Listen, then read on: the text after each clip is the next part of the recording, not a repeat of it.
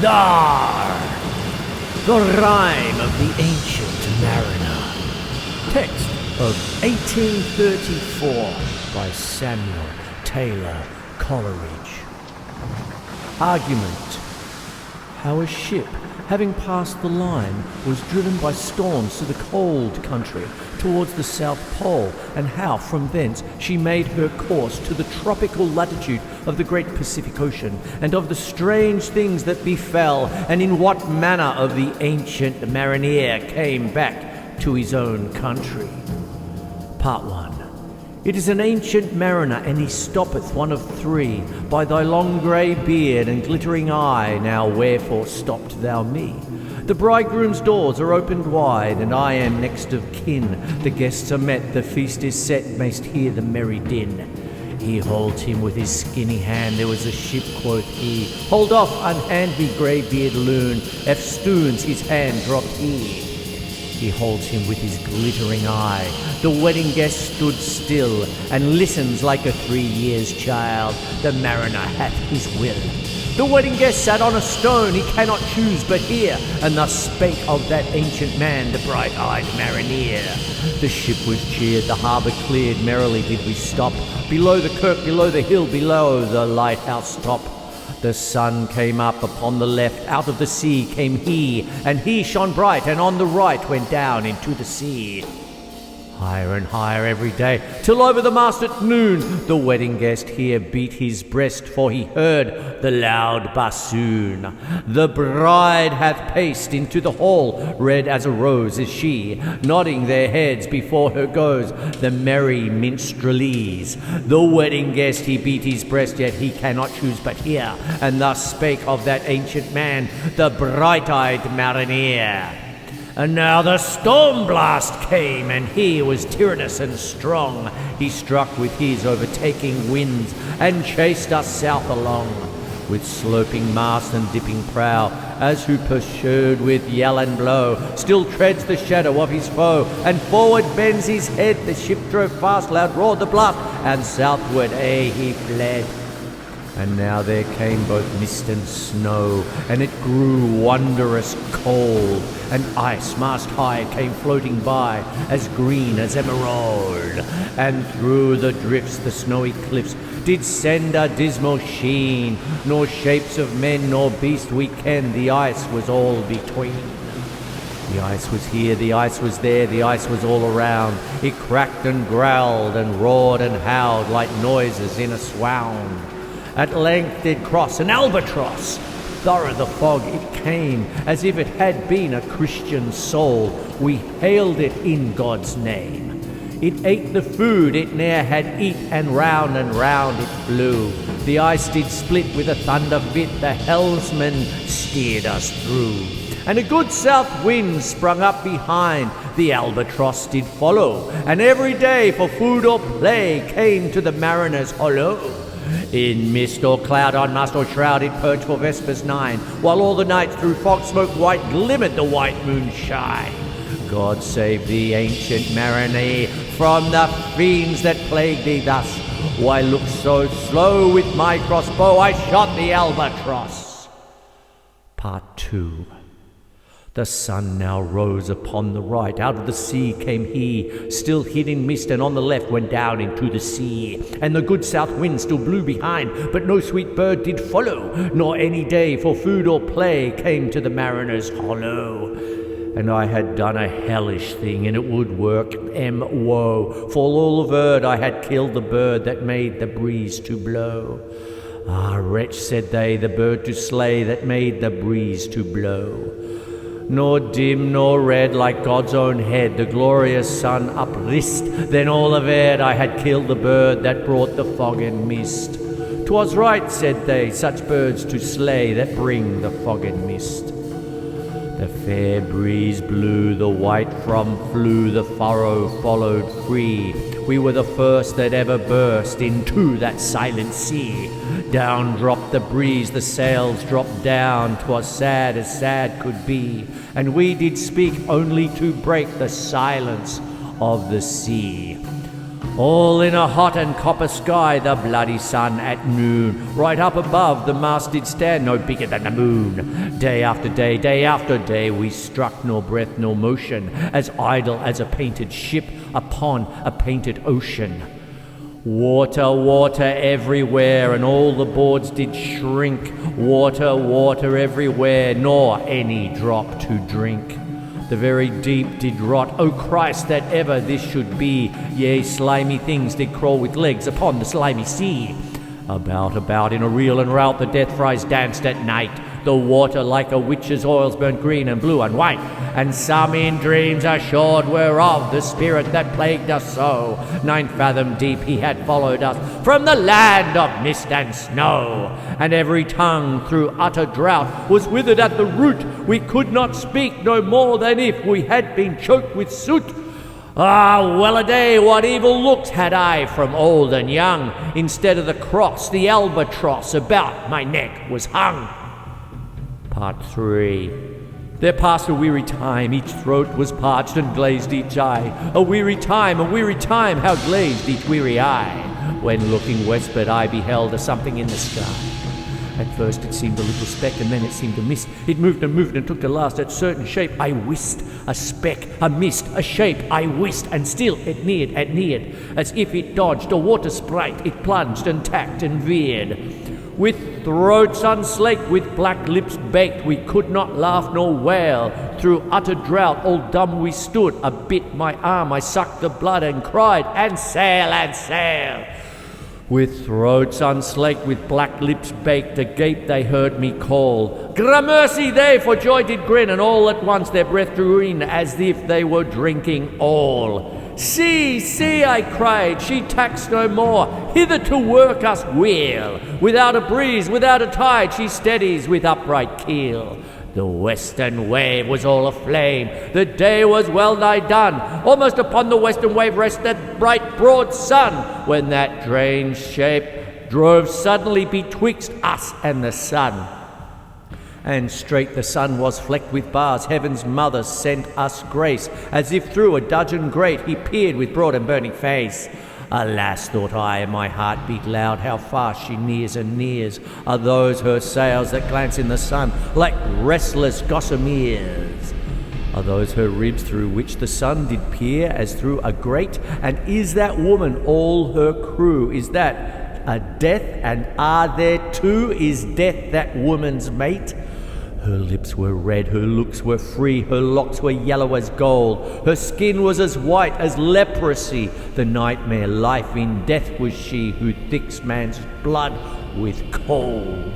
The naked hulk alongside came, and the twain were casting dice. The game is done, I've won, quoth she, and whistles thrice. The sun's rim dips, the stars rush out, at one stride comes the dark. With far-heard whisper over the sea, off-shot the spectre bark. We listened and looked sideways up. Fear at my heart as at a cup my loved blood seemed to sip. The stars were dim and thick the night. The steersman faced by his lamp gleamed white. From the sail of the dew did drip. Till clomb above the eastern bar the horned moon with one bright star within the nether tip. One after one by the star-dogged moon, too quick for groan or sigh, each turned his face with a ghastly pang and cursed me with his eye. 4 times 50 living men, and I heard nor sigh nor groan. With heavy thump, a lifeless lump, they dropped down one by one. The souls did from their bodies fly, they fled to bliss or woe, and every soul that passed me by like the whiz of my crossbow. Part 4. I fear thee, ancient mariner, I fear thy skinny hand, and thou art long and lank and brown as if the rib-sea sand. I fear thee and thy glittering eye, and thy skinny hand so brown. Fear not, thou wedding guest, this body dropped not down. Alone, alone, all alone on a wide sea, and never a saint took pity on my soul in agony. The many men so beautiful, and they all dead did lie, and 1,000 slimy things lived on, and so did I. I looked upon the rotting sea and drew my eyes away. I looked upon the rotting deck, and there the dead men lay. I looked to heaven and tried to pray, but or ever a prayer had gushed, a wicked whisper came and made my heart as dry as dust. I closed my lids and kept them close, and the balls like pulses beat, for the sky and the sea and the sea and the sky lay dead like a load on my weary eye, and the dead were at my feet. The cold sweat melted from their limbs, nor rot nor reek did they. The look with which they looked on me had never passed away. An orphan's curse would drag to hell a spirit from on high, but oh, more horrible than that is the curse in a dead man's eye. 7 days, 7 nights I saw that curse, and yet I could not die. The moving moon went up the sky and nowhere did abide. Softly she was going up, and a star or two beside. Her beams bemocked the sultry main like April hoarfrost spread, but where the ship's huge shadow lay, the charmed water burnt alway, a still and awful red. Beyond the shadow of the ship I watched the water snakes. They moved in tracks of shiny white, and when they reared the elfish tight fell off in hoary flakes. Within the shadow of the ship I watched their rich attire. Blue, glossy green and velvet black they coiled and swam, and every track was a flash of golden fire. Oh, happy living things, no tongue their beauty might declare. A spring of love gushed from my heart, and I blessed them unaware. Sure, my kind saint took pity on me, and I blessed them unaware. The self-same moment I could pray, and from my neck so free, the albatross fell off and sank like lead into the sea. Part 5. Oh, sleep, it is a gentle thing, beloved from pole to pole. To Mary Queen the praise be given, she sent the gentle sleep from heaven that slid into my soul. The silly buckets on the deck that had so long remained, I dreamt that they were filled with dew, and when I woke it rained. My lips were wet, my throat was cold, my garments all were dank. Sure, I had drunken in my dreams, and still my body drank. I moved and could not feel my limbs. I was so light almost. I thought that I had died in sleep and was a blessed ghost. And soon I heard a roaring wind. It did not come anear, but with its sound it shook the sails that were so thin and fair. The upper air burst into life, and 100 fire flags sheen. To and fro they were hurried about, and to and fro and in and out the wan stars danced between. And the coming wind did roar more loud, and the sails did sigh like sedge, and the rain poured down from one black cloud. The moon was at its edge. The thick black cloud was cleft, and still the moon was at its side. Like water shot from some high crag, the lightning fell with never a jag, a river steep and wide. The loud wind never reached the ship, yet now the ship moved on. Beneath the lightning and the moon the dead men gave a groan. They groaned, they stared, they all uprose, nor spoke nor moved their eyes. It had been a strange, even in a dream, to have seen those dead men rise. The helmsman steered, the ship moved on, yet never a breeze up blew. The mariners all gan work for ropes where they were wont to do. They raised their limbs like lifeless tools, we were a ghastly crew. The body of my brother's son stood by me knee to knee. The body and I pulled at one rope, but he said naught to me. I fear thee, ancient mariner, be calm, those wedding guests. 'Twas not those souls that fled in pain, which to their corpses came again, but a troop of spirits blessed. For when at dawn they dropped their arms and clustered round the mast, sweet sounds rose slowly through their mouths and from their bodies passed. Around flew each sweet sound, then darted to the sun. Slowly the sounds came back again, now mixed, now one by one. Sometimes a dropping from the sky I heard the skylark sing. Sometimes all little birds that are, how they seem to fill the sea and air with their sweet jargoning. And now 'twas like all instruments, now like a lonely flute, and now it is an angel's song that makes the heavens be mute. It ceased, yet still the sails made on, a pleasant noise till noon, a noise like a hidden brook in the leafy month of June, that to the sleeping woods all night singeth a quiet tune. Till noon we quietly sailed on, yet never a breeze did breathe. Slowly and smoothly went the ship, moved on from beneath.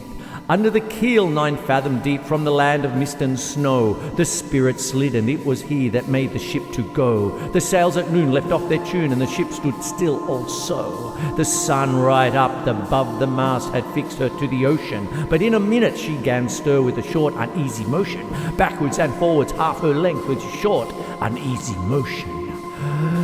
Then like a pouring horse let go, she made a sudden bound. It flung the blood into my head, and I fell down in a swound. How long in that same day fit I lay, I have not to declare. But here my living life returned, I heard, and in my soul discerned 2 voices in the air. Is it he, quoth one, is this the man by him who died on cross? With his cruel blow he laid full low the harmless albatross. The spirit who bideth by himself in the land of mist and snow. He loved the bird that loved the man who shot him with his bow. The other was a softer voice, as soft as honeydew. Quoth he, the man hath penance done, and penance more will do. Part 6. First voice. But tell me, speak again, thy soft response renewing. What makes that ship drive on so fast? What is the ocean doing? Still as a slave before his lure, the ocean had no blast. His great bright eye most silently up to the moon is cast. If he may know which way to go, for she guides him smooth or grim. See, brother, see how graciously she looketh down on him. But why drive on that ship so fast, without or wave or wind? The air is cut away before and closes from behind. Fly, brother, fly, more high, or we shall be belated. For slow and slow that ship will go when the mariner's trance is abated. I woke, and we were sailing on as in a gentle weather. 'Twas night, calm night, the moon was high, the dead men stood together. All stood together on the deck for a charnel dungeon fitter. All fixed on me their stony eyes that in the moon did glitter. The pang, the curse with which they died had never passed away. I could not draw my eyes from theirs, nor turn them up to pray. And now this spell was snapped. Once more I viewed the ocean green, and looked far forth, yet little saw of what had else been seen. Like one that on a lonesome road doth walk in fear and dread, and having once turned round walks on, and turns no more his head, because he knows a frightful fiend doth close behind him tread. But soon there breathed a wind on me, nor sound nor motion made. Its path was not upon the sea, in ripple or in shade. It raised my hair, it fanned my cheek like a meadow gale of spring. It mingled strangely with my fears, yet it felt like a welcoming. Swiftly flew the ship, yet she sailed softly too. Sweetly blew the breeze, on me alone it blew. Oh, dream of joy, is this indeed the lighthouse top I see? Is this the hill, is this the kirk, is this mine own country? We drifted over the harbour bar, and I with sobs did pray, oh, let me be awake, my God, or let me sleep alway. The harbour bay was clear as glass, so smoothly it was strewn, and on the bay the moonlit lay in the shadow of the moon. The rock shone bright, the kirk no less, that stand above the rock. The moonlight steeped in silentness the steady weathercock. And the bay was white with silent light, till rising from the same, full many shapes that shadows were in crimson colours came. A little distance from the prow those crimson shadows were. I turned my eyes upon the deck, O Christ, what I saw there. Each corse lay flat, lifeless, and flattened by the holy rood. A man all light, a seraph man, on every corse there stood. This seraph band, each waved his hand, it was a heavenly sight. They stood as signals to the land, each one a lovely light. This seraph band each waved his hand, no voice did they impart, no voice, but oh, the silence sank like music on my heart. But soon I heard the dash of oars, I heard the pilot's cheer, my head was turned perforce away, and I saw a boat appear. The pilot and the pilot's boy, I heard them coming fast. Dear Lord in heaven, it was a joy the dead men could not blast. I saw a third, I heard his voice, it is the hermit, good. He singeth loud his godly hymns that he makes in the wood. He'll shrieve my soul, he'll wash away the albatross's blood. Part 7. This hermit good lives in that wood which slopes down to the sea. How loudly his sweet voice he rears. He loves to talk with mariners that come from a far country. He kneels at morn and noon and eve. He had a cushion plump. It is moss that wholly hides the rotted old oak stump. The skiff boat neared, I heard them talk. Why, this is strange, I trow. Where are those lights so many and fair that signal made but now? Strange by my faith, the hermit said, and they answered not our cheer. The planks look warp, and see those sails, how thin they are and sere. I never saw aught like to them, unless perchance it were brown skeletons of leaves that lag my forest brook along, when the ivy tod is heavy with snow, and the owl whoops to the wolf below that eats the she-wolf's young. Dear Lord, it hath a fiendish look, the pilot made reply. I am afeard, push on, said the hermit cheerily. The boat came closer to the ship, but I nor spark nor stirred. The boat came close beneath the ship, and straight a sound was heard. Under the water it rumbled on, still louder and more dread. It reached the ship, it split the bay, the ship went down like lead. Stunned by what that loud and dreadful sound, which sky and ocean smote, like one that hath been 7 days drowned, my body lay afloat. But swift as dreams myself I found within the pilot's boat. Upon the whirl where sank the ship, the boat spun round and round, and all was still save that the hill was telling of the sound. I moved my lips, the pilot shrieked and fell down in a fit. The holy hermit raised his eyes and prayed where he did sit.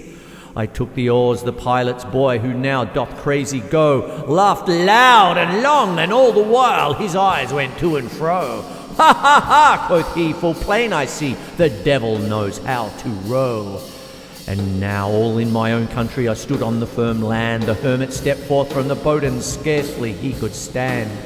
Oh, shrieve me, holy man, the hermit crossed his brow. Say quick, quoth he, I bid thee say, what manner of man art thou? Forthwith this frame of mine was wrenched with a woeful agony, which forced me to begin my tale, and then it left me free. Since then, at an uncertain hour, that agony returns, until my ghastly tale is told, this heart within me burns. I pass like night from land to land. I have strange power of speech. That moment that his face I see, I know the man that must hear me. To him my tale I teach. What loud uproar burst from that door! The wedding guests are there, but in the garden bower the bride and the bridesmaids singing hark the little vesper bell which biddeth me to prayer. O wedding guest, this soul hath been alone on a wide, wide sea. So lonely 'twas that God himself scarce seemed there to be. O sweeter than the marriage feast, 'tis sweeter far to me, to walk together to the kirk with a goodly company. To walk together to the kirk, and all together pray, while each to his great Father bends, old men and babes, and loving friends, and youths and maiden gay. Farewell, farewell, but this I tell to thee, the wedding guest. He prayeth well who loveth well both man and bird and beast. He prayeth best who loveth best all things both great and small. For the dear God who loveth us he made and loveth all. The mariner whose eyes is bright, whose beard with age is hoar, is gone, and now the wedding guest turned from the bridegroom's door. He went like one that hath been stunned, and is of sense forlorn, a sadder and a wiser man. He rose the morrow morn.